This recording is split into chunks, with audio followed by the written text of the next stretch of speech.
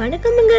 அட கிறிஸ்மஸ்னா குடில் வைக்கிறதும் ஸ்டார் கட்டுறதும் கேக்கு வெட்டுறதும் நினைச்சிட்டு இருக்கிறீங்களா அங்கோ? அப்படி இல்லைங்க. ஆறு கண்ணு அப்படி சொன்னது என்ற வாழ்க்கை நடந்து சொல்றேனுங்க.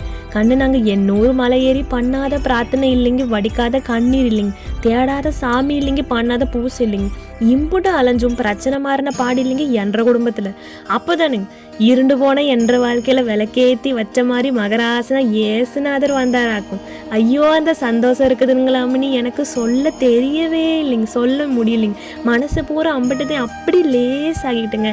அப்புறம் என்னங்க, குப்பையில இருந்த என்ற வாழ்க்கையை தூக்கி கோபுரத்துல வச்சு அழகு பார்த்தாராங்குங்க, கோபுரத்துல வச்சு அழகு பார்த்தாராங்க என்ற மனசை அவர்கிட்ட அப்படியே தொலைச்சிட்டேனுங்க. ஏனுங்க அம்மனி, வருஷம் நியூ இயருக்கு வீட்டுல காலண்டர் மாறுது என்ற பிரச்சனை மாறலின்னு கவலையோட பார்த்துட்டு இருக்கிறீங்களாங்கும். இனி எத்தனை காலம் தானுங்க அம்மனி, ஊர் என்ன சொல்லும், சனங்க என்ன சொல்லுவாங்கன்னு மனசு போட்டு குழப்பிட்டு இருப்பீங்க. இத்தசோட பிரச்சனை இருக்கும்போது ஒருத்தர் வந்து உதவி பண்ணாங்களாங்கும். அட ஒரு வார்த்தை தான் என்னன்னு கேட்டாங்களாங்கும். உறவு கிடக்குது தூக்கி போடுங்க.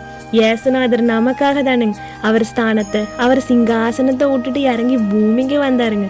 ஒரு சாதாரண மனுஷனா எதுக்கு ஒன்றோட வாழ்க்கையும் என்றோட வாழ்க்கையும் சந்தோஷமா மாத்தணும் தானுங்க. ஒரு முறை அவரை அப்பான்னு கூப்பிட்டு உங்க கஷ்டத்தை மட்டும் சொல்லி பாருங்க, உங்களை உள்ளங்கையில வச்சாமணி அப்படி உள்ளங்கையில வச்சு தாங்குவாராங்க. ஒரு உண்மையை மட்டும் சொல்றேனுங்க, அவரை நீங்க பிடிக்காம இருந்திருக்கலாமுங்க, நீங்க அவரை வெறுத்திருக்கலாமுங்க. ஆனா அவர் உங்க மேல ரொம்ப அன்பு வச்சிருக்காருங்க. அதனால தானுங்க உங்களோட என் மூலமா பேசிட்டு இருக்கிறாருங்க. ஏனுங்க அம்மனி, ஏனுங்க ஐயா, இன்றைக்கு உங்க வாழ்க்கையை இயேசுவுக்கு ஒப்பு கொடுப்பீங்களா? கொடுத்து பாருங்களேன், நீங்க குடும்பமா நல்லா இருப்பீங்க அம்மனி, நல்லா இருப்பீங்க ஐயா. அப்புறம் என்ன, உங்க எல்லாத்துக்கும் என்னோட மனசார கிறிஸ்துமஸ் வாழ்த்துக்காங்க அம்மனி. வரட்டுங்களா?